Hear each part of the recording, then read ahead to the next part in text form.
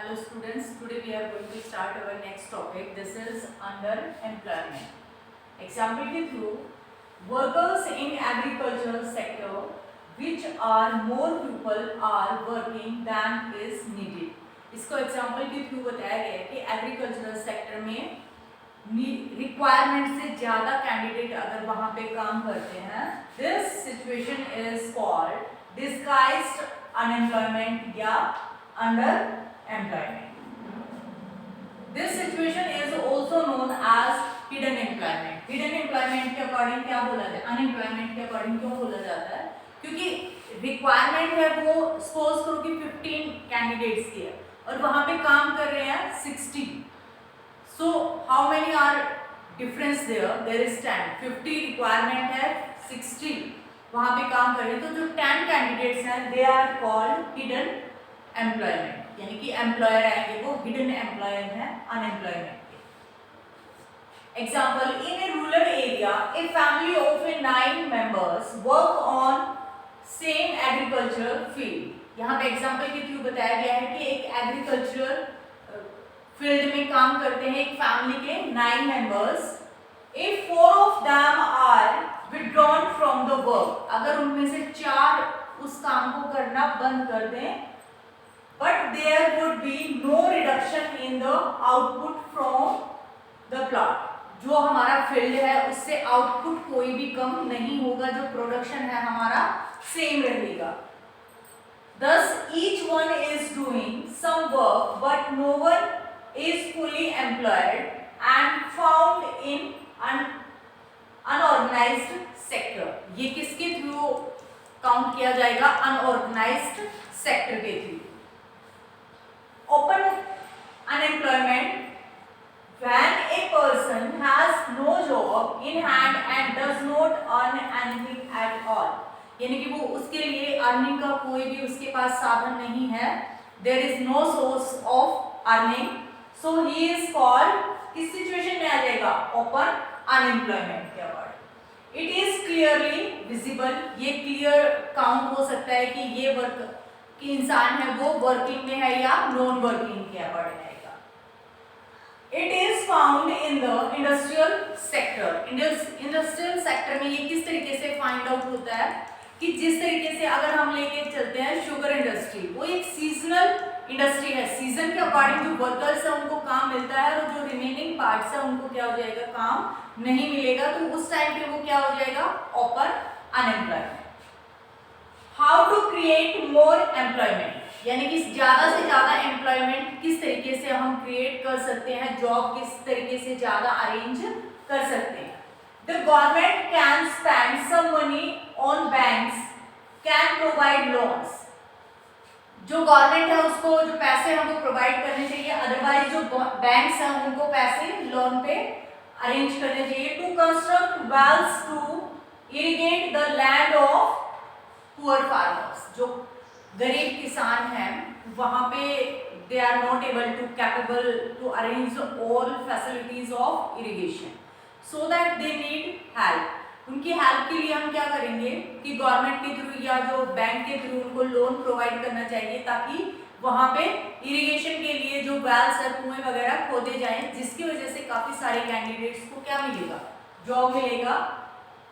Next है, government can develop tourism और regional craft industry. Tourism के अकॉर्डिंग क्या आ जाएगा कि जो हमारा पर्यटन है, घूमना फिरना, या जहाँ पे हम माउंटेन एरिया में या डेजर्ट एरिया में, कोस्टल एरियाज में हम घूमने के लिए जाते हैं.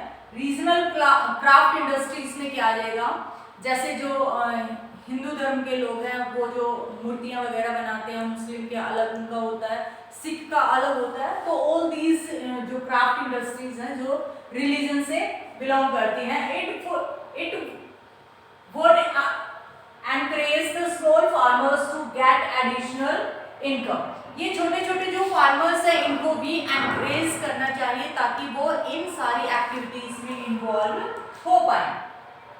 If a new dam is constructed and canals are dug to irrigate many farmers, this could lead to a lot of employment. अगर डैम वगैरह की फॉर्मेशन बनाई जाती है उससे काफी सारे जो रिवर्स निकलेंगी या जो इलेक्ट्रिसिटी कंस्ट्रक्ट की जाएगी, तो ऐसे काफी सारे सोर्स हो जाएंगे जिसकी वजह से काफी सारे लोगों को एम्प्लॉयमेंट मिलेगा, काम मिलेगा। Farmers need seeds, fertilisers, equipments, काफी सारी चीजों की जरूरत होती है, चाहे वो बीज से लेके खाद, बीज वगैरह या सिंचाई के साधन वगैरह, all this thing. If the local banks give them credit at reasonable rate of interest, यानी कि जो भी लोन वगैरह दिया जाता है खेती के लिए कि आप इतने पैसे ले सकते हो, जब भी आपकी फसल कंप्लीट होगी आप उसको रिटर्न कर सकते हो। बैंक को ये सारी फैसिलिटीज प्रोवाइड करनी चाहिए, but at reasonable price, it means low rate of interest. It will be able to buy things in time, ये उनको किस तरीके से हेल्प करेगा कि जो गरीब किसान हैं अपने पास से अरेंज नहीं कर सकते अच्छी क्वालिटीज के जो बीज वगैरह हैं या जो फर्टिलाइजर्स वगैरह हैं, सो बैंक अगर उनको क्रेडिट देता है, लोन देता है, तो they can arrange all this things on time. On time का मतलब क्या होता है कि जिस तरीके से फसल बोई जाती है, अगर वहां पे सिंचाई की जरूरत है और अरेंज उसको नहीं कर पाया और वो उसको 15 डेज के बाद या 1 मंथ के बाद अगर इरिगेट करता है, तो कहीं ना कहीं नुकसान होगा। So on time they can arrange all these facilities. By promote and local industries and services in the semi-rural areas. Semi-rural areas के अकॉर्डिंग क्या आ जाएगा, ना तो वो आपका प्रॉपर रूरल एरिया होगा, ना ही वो टाउन्स या अर्बन एरिया होगा, जो मिडल जो बीच का एरिया होता है, this is called semi-rural areas. So that a large number of people may be employed, ताकि काफी सारे जो कैंडिडेट्स हैं उनमें एम्प्लॉयमेंट पा सके, उनको जॉब मिल सके। Division of sectors, in sectors को अलग अलग फॉर्मेशन में डिवाइड किया गया है, कैसे, ऑर्गेनाइज्ड एंड अनऑर्गेनाइज्ड। ऑर्गेनाइज्ड और अनऑर्गेनाइज्ड के अकॉर्डिंग क्या आ जाएगा, ऑर्गेनाइज्ड फॉर्मेशन के अकॉर्डिंग रूल एंड रेगुलेशन के अकॉर्डिंग जो वर्क किया जाता है, ऑल दिस थिंग्स। अनऑर्गेनाइज्ड के अकॉर्डिंग क्या आ जाएगा कि वहां पे अपने बेसिस पे लोग काम करते हैं। So there are some examples. Kanta works in a office, she attends her office from 9:30 AM to 5:30 PM। वो टाइम पीरियड के बीच में काम करते हैं, टाइम पीरियड बाउंड है, इट मींस अगर वो ऑफिस आती है रेगुलरिटी होगी वहां पे। So this is organised sector, यानी कि जो कंपनीज के रूल्स रेगुलेशंस होंगे वो उसको फॉलो करने पड़ेंगे, जो हॉलीडेज वगैरह है उन्हीं के अकॉर्डिंग उसको छुट्टियां मिलेगी, all this things. So this is organised sector, ठीक है। नेक्स्ट हमारे पास गिवन है कमल इज कांता's नेबर, कांता का पड़ोसी है। He is a daily base labourer, daily basis पे लेबरर है, यानी कि दिहाड़ी मजदूरी का काम करता है। In a nearby grocery shop, यानी कि जो पास की किराने की दुकान है। He goes to the shop at 7:30 in the morning and works till 8 PM, ठीक है, 8 PM तक वो काम करता है। इसका भी जो टाइम पीरियड है वो क्या होगा, बाउंड होगा। He gets no other allowance apart from the wages, उसको कोई भी एक्स्ट्रा अलाउंस नहीं दिया जाता, लेकिन जो वो कंपनी में काम करती है उसको एक्स्ट्रा अलाउंस भी दिया जाता है कि जो इंक्रीमेंट वगैरह है, all this things. So Noor was given any formal letter saying that he has been employed in the shop, he can ask to leave any time by the employer, यानी कि उसको ना तो एप्लीकेशन देनी पड़ती है कि वो किस टाइम पे जाएगा, उसको छुट्टी चाहिए, ऑल दिस थिंग। सो वो आपका जो सेक्टर होगा कहाँ होगा, unorganized होगा। So these are the two examples. First belongs to organized and second belongs to unorganized sector. Okay. Next हमारे पास given है organized sector. In this sector, the term of employment are regular. यानी कि जो काम पे करने का जो तरीका होगा वो कैसा होगा, रेगुलर होता है। And people have and shall work. These activities are registered by the government. Organise में क्या होगा, वो एक्टिविटीज होती हैं, जो भी काम किया जाता है वो रजिस्टर्ड होता है, किसके थ्रू, गवर्नमेंट के through. And has to follow the rules and regulations, और उनको सारे के सारे जो रूल रेगुलेशंस है वो फॉलो करने होते हैं। नेक्स्ट यहाँ पे गिवन है हमारा unorganised sector, it means there is no link between the government and the employees, it is a small and scattered units. ये छोटे लेवल पे काम किया जाता है, क्योंकि जो हमारा प्राइवेट काम होता है, जैसे कि किसी ने शॉप कर रखी है, तो उसको जो भी डिसीजन लेना होगा अपने बेसिस पे ही लेना होगा, गवर्नमेंट की कोई परमिशन नहीं लेनी, ऑल दिस थिंग्स। नेक्स्ट है smallest unit which are mostly outside the control of the government। ये गवर्नमेंट के कंट्रोल से टोटली बाहर होती है, इसमें जो गवर्नमेंट का कोई भी हम बोल सकते हैं रूल नहीं होता या हाथ नहीं होता। So they have rules and regulations but these are not followed। लेकिन इसमें अगर रूल रेगुलेशंस भी जो होते हैं वो उनको फॉलो नहीं करते, यहाँ पे रूल रेगुलेशंस को फॉलो नहीं किया जाता। So there is difference between organized and unorganized sector। First यहाँ पे गिवन है वर्कर्स हैव जॉब सिक्योरिटी। यहाँ पे जॉब सिक्योरिटी होती है कि जो गवर्नमेंट के अकॉर्डिंग एप्लीकेशन वगैरह दी जाती है, या कोई भी अगर सपोज, इसका जो बेस्ट एग्जांपल है ऑर्गेनाइज्ड और अनऑर्गेनाइज्ड सेक्टर का। अब जो फिलहाल कोरोना के अकॉर्डिंग जो लॉकडाउन चला हुआ था, जो गवर्नमेंट जॉब्स थी दे आर ऑर्गेनाइज्ड सेक्टर, उनको जो सैलरी वगैरह है वो एज इट इज मिली है जो गवर्नमेंट के लिंक के अकॉर्डिंग था। अनऑर्गेनाइज्ड यानी कि जिसका जो भी अपना प्राइवेट काम था या जो शॉपकीपर्स वगैरह, तो उनकी जो सेटलमेंट थी क्या हो गया, बंद हो गया सारा काम। So there is no regular income, ठीक है, this is unorganised sector. Workers get regular monthly salary, इनको सैलरी मिलती है, but workers get daily basis, इनको दिहाड़ी के अकॉर्डिंग, डेली पर डे के अकॉर्डिंग इनको जो बेसिस है या जो मनी है वो दी जाती है। Rules and regulations are followed here. Rule regulations government के थ्रू अगर जो भी काम होगा तो रूल रेगुलेशंस हो गए, बट अनऑर्गेनाइज्ड सेक्टर में कोई भी रूल रेगुलेशन को फॉलो नहीं किया जाता। Workers get benefits like provident fund, paid leave etcetera, but यहाँ पे किसी को भी पेड लीव की फैसिलिटीज नहीं दी जाती कि आप महीने में अगर 5 दिन नहीं आते तो आपको 5 दिन की भी सैलरी दी जाती है। नेक्स्ट है working hours are fixed here. यहाँ पे वर्किंग आवर्स क्या होते हैं, फिक्स होते हैं, बट अनऑर्गेनाइज्ड में वर्किंग आवर्स हैं वो फिक्स नहीं होते। In this sector, some formal processes and procedures, working conditions are favorable। यहाँ पे जो conditions वगैरह हैं वो सारी की सारी favorable होंगी, but in unorganized sector में वो सारी की सारी favorable नहीं होंगी। Next given है how to protect workers in unorganized sector। Unorganized sector में जो employment को किस तरीके से protect किया जाता है।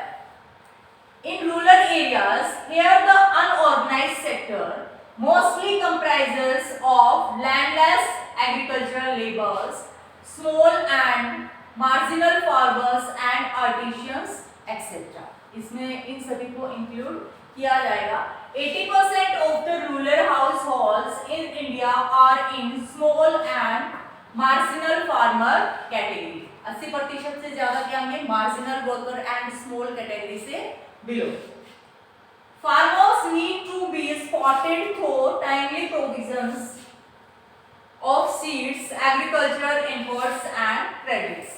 यानी कि जो इनको लोगों को जो क्रेडिट्स वगैरह की टाइमली उनको रिक्वायर्ड होगी, जो सीड्स वगैरह उसकी चीज की भी रिक्वायर्ड होगी। नेक्स्ट यहाँ पे गिवन है इन अर्बन एरियाज, यानी कि जो शहरी क्षेत्र है वहां पर।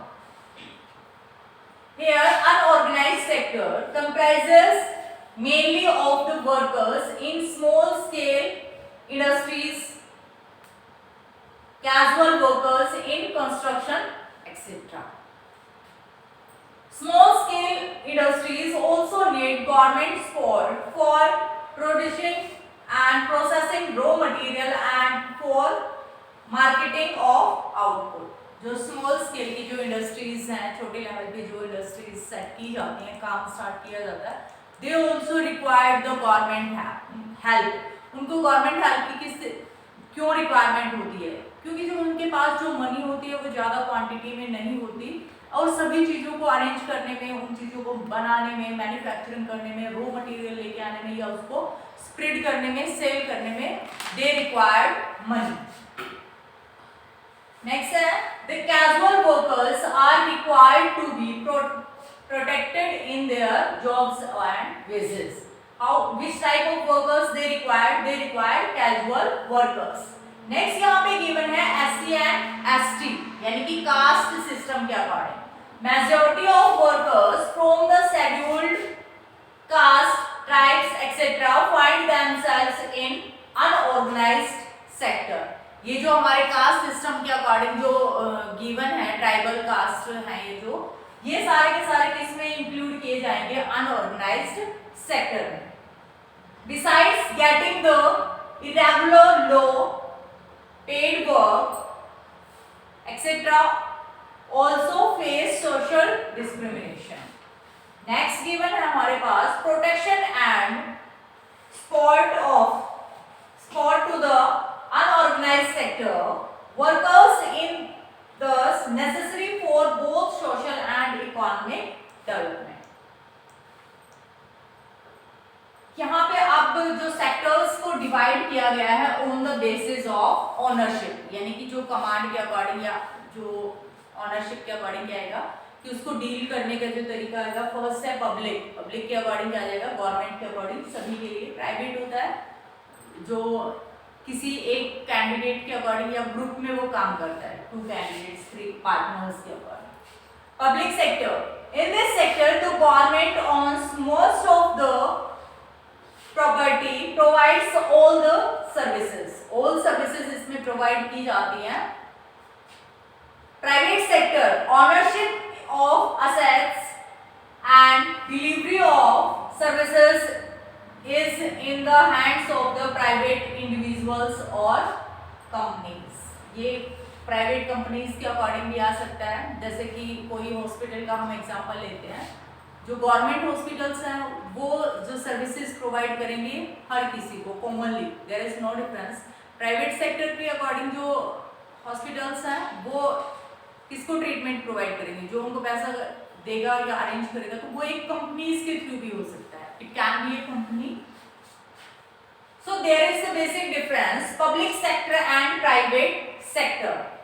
The main aim of this sector is public welfare. इसका जो मेन मोटिव क्या है कि जो public welfare it means लोगों की भलाई के लिए publicly, not for particular one. The main aim of this sector is earn maximum profit.